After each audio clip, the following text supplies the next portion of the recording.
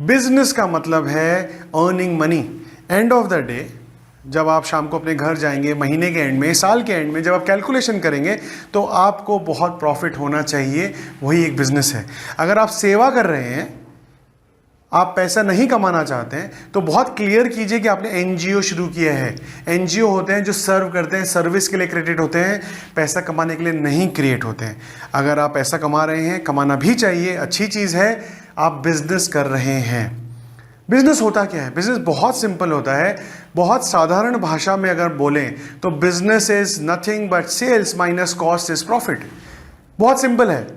आपकी एक सेल होती है, जो भी अमाउंट में आप सेल करते हैं उसमें से एक कॉस्ट होती है उसको सर्व करने की, ऑपरेशंस की, उसको माइनस कर दीजिए तो जो आपको बचा वो आपका प्रॉफिट है।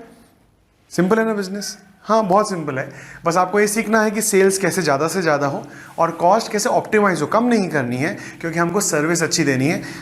कॉस्ट कम से कम ऑप्टिमाइज हो ताकि आप अच्छी सर्विस दे सकें और जो बचेगा वो आप अपने घर ले जाएंगे एज ए प्रॉफिट। अभी बड़े बिजनेस और छोटे बिजनेस में क्या फ़र्क होता है? बड़े बिजनेसेस वो बिजनेस होते हैं जो लाखों करोड़ों लोगों को मदद कर रहे हैं।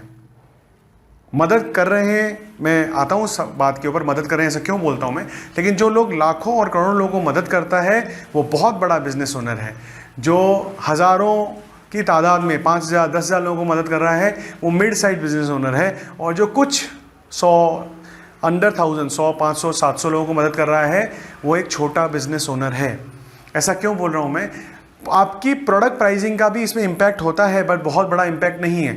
एग्जाम्पल लेते हैं जियो का या एयरटेल का, जो कि 400-500 रुपये का प्रोडक्ट बेचता है, वो भी 3 महीने की 84 डेज़ की रिचार्ज करते हैं हम लोग।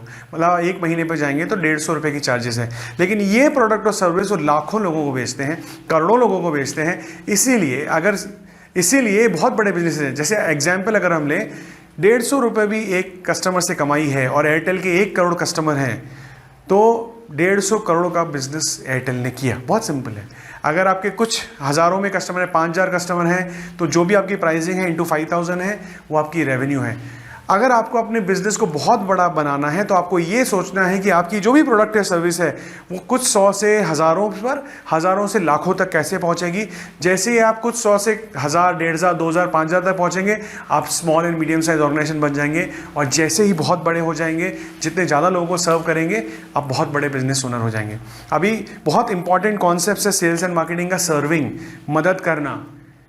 बिजनेस का रीज़न चालू करने का होना चाहिए कि आपका जो ऑडियंस है, आपका जो क्लाइंट है, आपका जो क्लाइंट बेस है, क्लाइंट सेगमेंट है, वो सब लोगों की ज़िंदगी में कोई तो एक तकलीफ़ है, कोई तो एक प्रॉब्लम है। आप उस प्रॉब्लम को जाके उनकी ज़िंदगी में सॉल्व करते हो और वो प्रॉब्लम उनकी ज़िंदगी में सॉल्व करते हो तो उनकी ज़िंदगी में वैल्यू ऐड होती है। और जब वो वैल्यू एडिशन आप उसकी ज़िंदगी में करते हो, उसके बदले में वो आपको पैसा देता है। इसलिए मैंने कहा कि एज अ बिजनेस ओनर आपको लोगों की मदद करना है। कुछ भी काम कर रहे हैं आप, सोलर लाइटिंग लगाते हैं, पार्लर चलाते हैं, आप छोटी दुकान चलाते हैं, आपका ट्रांसफार्मर का बिजनेस है, मैन्युफैक्चरिंग कंपनी है, कोई भी काम कर रहे हैं, कहीं ना कहीं आपके प्रोडक्ट या सर्विस से आपके क्लाइंट की ज़िंदगी में कुछ तो सहूलियत आती है और उसी सहूलियत के बदले में वो आपको पैसा देता है। ये पहला कॉन्सेप्ट है सेल्स मार्केटिंग और ब्रांडिंग का, कि आप जाइए और ढूंढिए कि आपका क्लाइंट, आपके क्लाइंट सेगमेंट में आपकी सर्विस से उनको क्या फ़ायदा मिलता है।